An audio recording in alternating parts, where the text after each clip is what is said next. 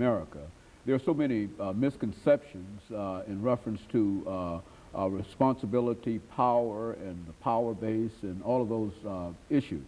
Let's have you doing this first part of the show here to give us sort of an overview in terms of corporate America. I mean, what are we talking about when we talk about corporate America? How do you conceive corporate America, not only as an African-American female, but what are we talking about when we talk about corporate America? And who do you have to try to please? Who do you have to deal with? I think really to answer that question, you really have to look at the fact that we're still in the U.S. We're still in the United States of America. So if I'm looking at the corporation as a whole, I don't see it any differently than my struggles or issues or things that I have to deal with as an American and a black American. The same issues that you're going to face in your day-to-day life, whether it's thinking that some opportunity is not granted to you because of your color or whatever, you have to get past that. And again, you have to challenge those things on a personal basis. And if you think that's what it is, challenge it. Just don't allow it to happen. Not to say that it won't, but it's no different than if I, you know, as I said, in my daily life, I'm facing the same struggles and challenges outside of the corporation as I would within the corporation. And so what you're saying is that there has to be a great desire on the part of an individual, whether he or she is involved in corporate America, or whether they're involved in education America, or religious America, wherever that individual might be involved, that he or she has to have a desire, and they have to recognize that they are going to be faced with opposition. And sometimes they can declare that opposition because of their skin color or because of their sex or whatever, but there will be, is that what we're saying essentially? It's here. I mean, we're going to be judged and prejudged based upon how we look, how we talk, how we act. And really, I think instead of taking that as taking it on as, you know, I'm going to run into this problem, yeah, it's going to be there. But I think you have to build within yourself. And you have to have confidence in who you are. And you have to have a spirit that you can do. If someone else is doing it, I can do it.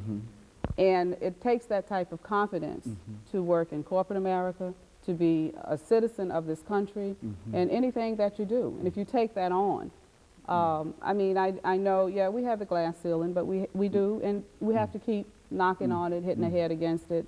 And once you get an opportunity, again, you have to arm yourself with the knowledge base and know your craft well, because if you have the knowledge, regardless of who you are, where you come from, what you want to do, no one can take it from you. And we do. We all have those struggles. You know, you may not get the promotions when you feel you should, but go back again. Keep asking. Keep fighting it. Don't give up. And that's what it takes. It takes, you know, you have to have that type of fortitude. But the most important thing is you have to be within yourself the person that you know you can be. Have and if confidence. You think you did, if you think you can do something, don't let anyone else put limitations on you. You really have to go for it. And, you know, again, you're going to be faced with all kinds of things. I mean, even as a little kid, you know, someone is always going to try to hold you down. You really have to try to overcome it and don't let them stop you. But once you start believing what people say about you, if you don't take that time to develop yourself, and know what's right, and go for it, then you will be held back. You know, I think what would be quite interesting, Ms. Ballard, is to understand that you do represent a person who has gone through the glass ceiling and all of that, but what might be more interesting is what is your average day about, and what is your average day like? In other words, I mean, how do you divide your time, and how can you use the way that you divide your time in order to say some things that would encourage other folks who themselves might be bumping their heads on this glass ceiling and trying to break through? I mean, we've got a minute before our first commercial break, but I wanted to sort of lay that out as a framework so that when we come back and you talk about African Americans, females in corporate America, that you can think in those terms, that